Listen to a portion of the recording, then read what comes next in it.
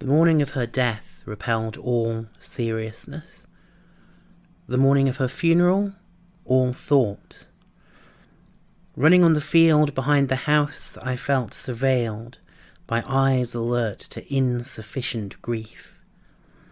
I did my miles and hastened home. Then, during a lull in the coverage, we drove to Gran's. I do not think I watched it all. Perhaps I did. I remember the speeches, Elton's eyebrow, the extract from Tavener.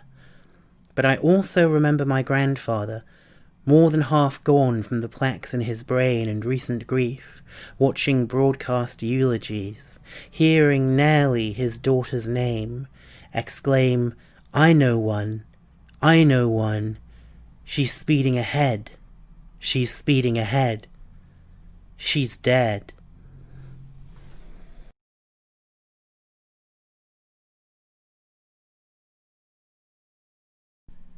I dream about my grandma's house a lot, these lockdown nights.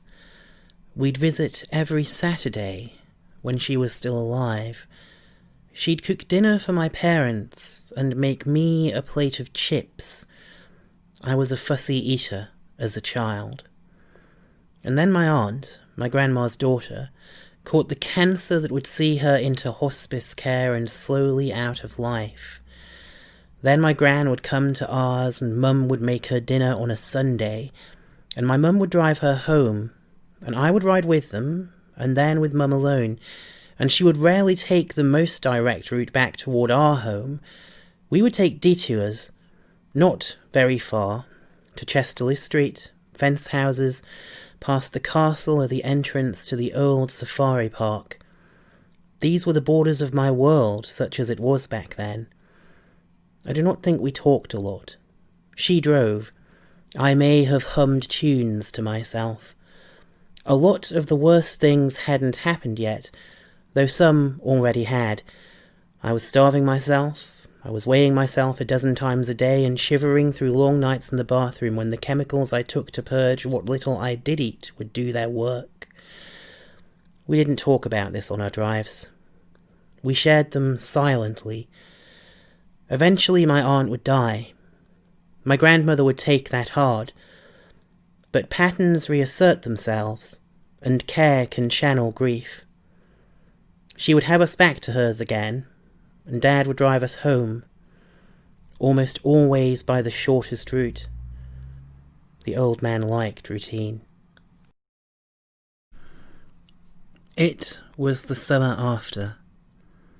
I took care to let my parents see that I was eating more and purged myself through exercise instead of necking Senecot. We went to St. Albans with Grandma and Mum. Dad stayed at home. I don't recall why. I stayed out late with my brother, trying on various kinds of male drag, smoking cigars, drinking cocktails, whatever. I learned later that Mum, who was sharing with Gran, would wake to hear her scream, "Diane."